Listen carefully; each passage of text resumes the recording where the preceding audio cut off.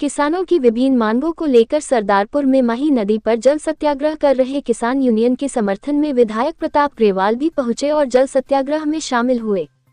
विधायक ग्रेवाल ने किसानों के साथ फसल बीमा से वंचित किसानों की समस्या के संबंध में एसडीएम आशा परमार को ज्ञापन सौंपकर सरदारपुर तहसील के वंचित ग्रामों के किसानों को फसल बीमा प्रदान करने की मांग रखी। अगर 31 अगस्त 2025 तक वंचित किसानों को फसल बीमा प्रदान नहीं किया जाता है तो दिनांक 4 सितंबर 2025 को क्षेत्र के किसानों के साथ सरदारपुर में एसडीएम कार्यालय पर फसल बीमा के संबंध में धरना प्रदर्शन किया जाएगा। विधायक ग्रेवाल ने मीडिया से चर्चा में बताया कि बीमा कंपनी एवं सरकार द्वारा फसलों में नुकसानी का सैटेलाइट सर्वे किया जाता है, जिससे कई किसान एवं कई गो फसल बीमा से वंचित रह जाते हैं। इस योजना में सिर्फ बीमा कंपनी को लाभ पहुंचाया जा रहा है और किसानों को फसल बीमा के नाम पर सरकार द्वारा ठगा जा रहा है। ये योजना सिर्फ किसानों से वसूली का माध्यम बन चुकी है। वही विधायक ग्रेवाल द्वारा जल सत्याग्रह के दौरान सरदारपुर तहसील के विभिन्न ग्रामों में विद्युत तार एवं क्षतिग्रस्त केबल की समस्या के संबंध में विद्युत विभाग के कार्यपालन यंत्री नितिन चौहान को अवगत करवाया। धुलेट में महावीर जलाशय के वेस्टवे पर पुलिया निर्माण के लिए जल संसाधन विभाग के एमएस चौहान को प्राक्कलन तैयार करने के निर्देश दिए। सत्याग्रह में कोची में क्या है? ये आज जो हमारे सरदारपुर विधानसभा के भारतीय यूनियन किसान टिकैत संघ के द्वारा सरदारपुर विधानसभा क्षेत्र की किसानों की समस्याओं को लेकर के विशेष करके फसल बीमा, महावीर जलाशय और जो भानगढ़ के अंदर जो तार चोरी हो गए उस बात को लेकर के, जो केबल विधानसभा में खराब हो गई उस बात को लेकर के ज्ञापन दिया गया। आज आप देखिए कि फसल बीमा देने में 31 तारीख लास्ट है। आज आप देखिए कि केंद्र सरकार और राज्य सरकार और बीमा कंपनी किसानों के साथ में ठगी कर रही है।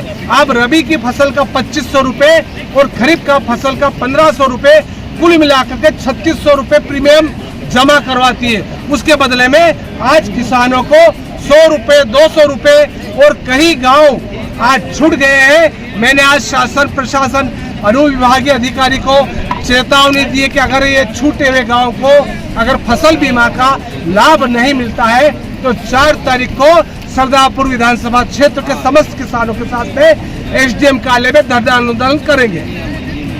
30 और 31 2 दिन तक बढ़ेगी। तो एक तरह से जो फसल बीमा है, केंद्र सरकार, राज्य सरकार और बीमा कंपनी एक तरह से किसानों से एक वसूली का वो अभियान बन गया है, वसूली की जा रही है। मेरा आपसे आग्रह है कि जो किसान को बीमा क्लेम नहीं मिला है उसका सर्वे करवा दे और जो विद्युत तार की इनकी मांग है विशेष करके भानगढ़ है और तार चोरी हो गए। ये राजाराम किसान है जो इसको आप बोल रहे हो ना, 400 नींबू के पेड़ है। सर फसल बीमा में जैसे कि व्यक्तिगत है तो 1444(7) पे कंप्लेन दर्ज करने का रहता है। वो जो व्यक्तिगत नहीं है वो हल्के में क्लेम बनता है उनका। तो जहाँ हल्के में नुकसानी है उनका क्लेम बना है सर। एक बात बताओ, मेरे ऑफिस से आपसे सूची मांगी थी, आपने सूची अवेलेबल करवाई क्या? आपको हमने वरिष्ठ को बता दिया तो वो आ जाएगा। कौन सा वरिष्ठ कार्यालय है आपका? डीडी ऑफिस धार में। हमारे वरिष्ठ कार्यालय कौन सा है? सर धार वाले क्या कहते हैं हमारे पास भी नहीं है जी सर। तो ये बंदरबाट हो क्या रहा है सब फसल बीमा के नाम पे? तो वहाँ से जैसे प्राप्त हो जाएगी वैसे हम उपलब्ध करा देंगे जी। आज 30 तारीख लास्ट है ना इसकी, कल तक 30 तारीख लास्ट है। आपसे सूची मांग रहे फसल बीमा के नाम पर, आप फसल बीमा दे नहीं रहे हो। आप किसान से 2100 रुपए रबी के ना 2100 रुपए रबी के, 1500 रुपए खरीफ के, कुल मिला के 3600 रुपए आप किसान से प्रीमियम वसूलते हो। और आप फसल बीमा अगर जो दिया है तो आपने 100 रुपए, 200 रुपए, 300 रुपए, तो एक तरह से तो सरकार एक तरह से ये वसूली कर रही है। मात्र फसल बीमा से किसानों को कोई लाभ नहीं है। मात्र ये वसूली की एक योजना निकाल दी है कि जो सम्मान निधि में जो 2100-2200 रुपया दिया जाता है ना, तो किसानों से कैसा वसूली जाए वो वसूली की जा रही किसानों से।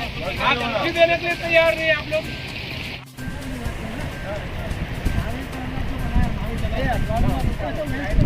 जय जवान। एक मिनट अभी कोई बोलेगा किसानों को खेत में जाने के लिए आपके द्वारा कोई पुलिया नहीं बनाया गया? सर ठीक है, सही बात है, उस समय हमें बनवाना चाहिए था। अभी 5 में बना है, 20 साल हो गए हैं। अभी कैसे बनाऊंगा साहब?